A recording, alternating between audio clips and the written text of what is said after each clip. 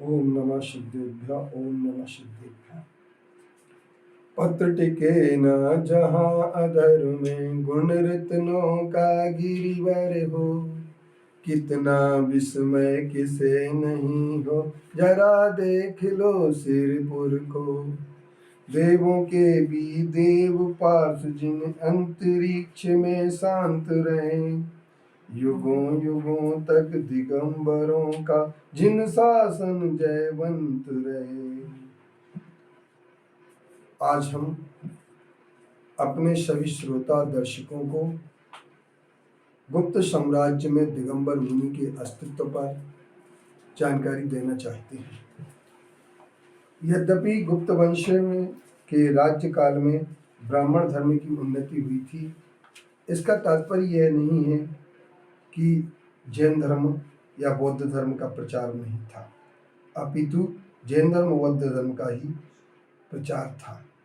दिगंबर जैन मुनिगण ग्राम ग्राम में विहार करते हुए जनता का कल्याण कर रहे थे। दिगंबर जैन उपाध्याय विद्यापीठों के द्वारा ज्ञान दान करते थे। मथुरा, उज्जैन, श्रीवस्ती, राजगृह ये 4 स्थान जैनों के शिक्षा के केंद्र महत्वपूर्ण थे।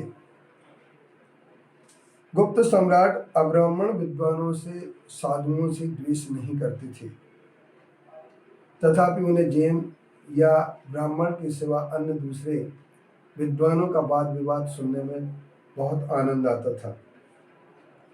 सिद्धसेन आचार्य के अनुसार उस समय सरल वाद पद्धति और आकर्षक शांति वृत्ति के लोगों पर बहुत अच्छा प्रभाव पड़ता था। निरग्रंथ अकेले दुकेले ही ऐसे स्थानों पर जा पहुंचते थे और ब्राह्मण आदि प्रतिवादी विस्तृत शिष्य समूह और जन समुदाय सहित राजसी ठाट बाट के साथ पेश आते थे, तो भी जो यश निर्ग्रंथों को मिलता था वह उन प्रतिवादियों को प्राप्त नहीं था। बंगाल में पहाड़पुर नामक स्थान दिगंबर जैन शासन का बहुत बड़ा केंद्र था। वहाँ के दिगंबर मुनि प्रसिद्ध थे। गुप्त वंश के चंद्रगुप्त द्वितीय प्रतापी राजा थे। उसने विक्रमादित्य की उपाधि धारण की थी और विद्वानों का कथन है कि उसी की राजसभा में निम्नलिखित विद्वान थे: धनवंतरी, छपड़क, अमर सिंह, शंक, वार्तेल भट्ट, घटकर, कालिदास आदि, बराहमिर आदि जो थे, बररुचि जैसे विद्वान उनकी सभा में थे। उपरोक्त विद्वानों में अमर सिंह बराहमिर ने अपनी रचनाओं में जैनों का उल्लेख किया है। उससे भी प्रकट होता है कि जैन धर्म काफी उन्नत रूप में था। बराहमिर ने जैनों के उपास्य देवता की नग्नवंती मूर्ति लिखी है। उन्होंने यह स्पष्ट लिखा है कि उस समय उज्जैनी में दिगंबर धर्म महत्वशाली था। जैन साहित्य से प्रकट है कि उज्जैनी के निकट भद्दलपुर बीसनगर में उस समय दिगंबर मुनियों के संग मौजूद थे। जिन आचार्यों के कालानुसार क्रमनामावली इस प्रकार है: वज्रनंदी 307 सन में, कुमार नंदी 329, लोकचंद मुनि प्रथम 360, प्रभाचंद मुनि 396 और मुनि नेमचंद 421, भानुनंदी 430, मुनि जयनंदी 451, मुनि वसुनंदी 468, मुनि वीरनंदी 474, मुनि रत्ननंदी 504, माणिक्य नंदी 528, मेघचंद 544, मुनि शांति कीर्ति 560 और मेरु कीर्ति मुनि 585। ये आचार्य इन सनों में हुए हैं।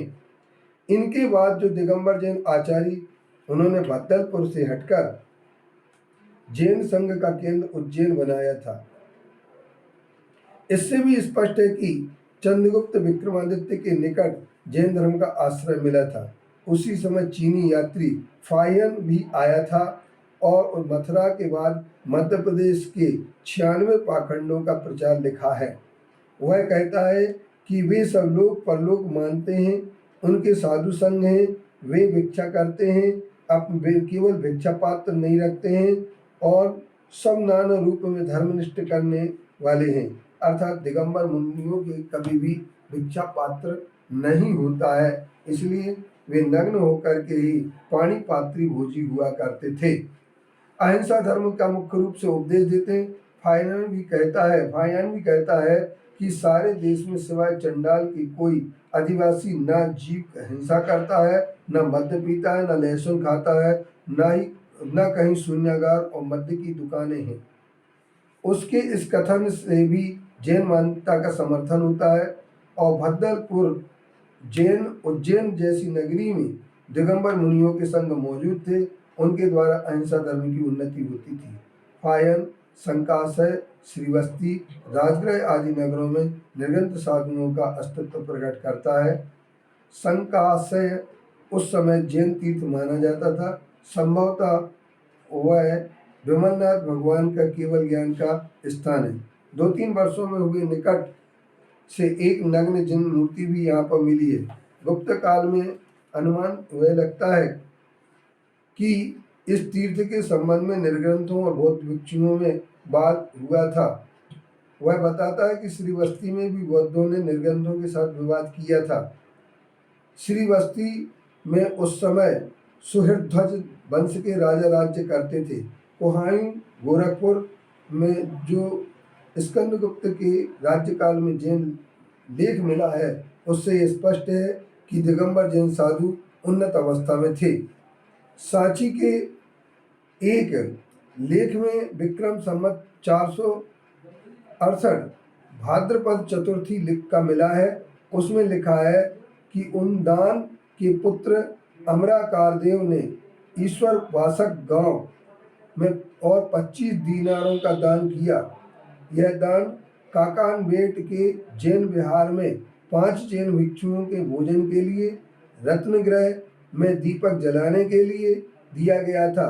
उक्त अमरकार देव चंद्रगुप्त के यहाँ किसी सैनिक पद पर नियुक्त था। यह भी जैन उत्कर्ष का द्योतक है। राजगृह में भी फायन निर्ग्रंथों का उल्लेख करता है। वहाँ की समुद्र गुफा में 3री और 4वीं शताब्दी का लेख मिला है, जिससे स्पष्ट है कि मुनि संघ ने मुनि वैर देव को आचार्य पद पर नियुक्त किया था। राजगृह में गुप्त काल की अनेक दिगंबर मूर्तियां भी प्राप्त हुई हैं। संक्षिप्त में हम यह कह सकते हैं कि गुप्त काल दिगंबर मुनियों का बहुमूल्य था और बाहुल्य था, और वे सारे देश में घूम घूम करके भयभीत जनता को अहिंसा का संदेश दे रहे थे।